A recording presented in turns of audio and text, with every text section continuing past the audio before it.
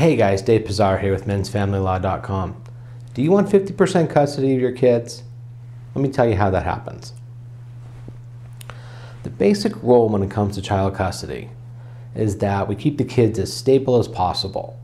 Wherever the kids are when you guys break up is most likely where the kids are going to stay. That's why you got to be really careful about when you leave the house and why you need to read our Before You Leave guide, which is a free download from our website.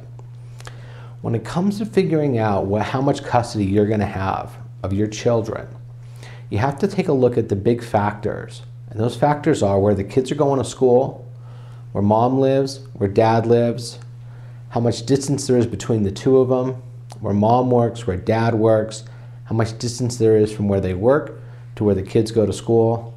It really all boils down to availability and flexibility. The more flexible your work schedule is and the more flexible your time is, the easier it's going to be for us to go into court and get you the 50% custody of your children that you want. The other big factor we have to really be aware of is how old are the children. A young child is not going to be in the car for a long period of time comfortably. Judges know that. The older a child is, the easier it is to say they can have a longer commute time. The problem that we run into is once a child has an established routine, living with mom, having a short commute to school, maybe dad isn't around a whole lot because he's working more, now it gets harder and harder for us to go into court and ask the judge to increase dad's custodial time. It can happen, and we can do it if we can show that there's a decent amount of commute time between both mom's house and school and dad's house and school, and between mom's house and dad's house. But remember, when we're going into this, these are all the factors that we have to juggle.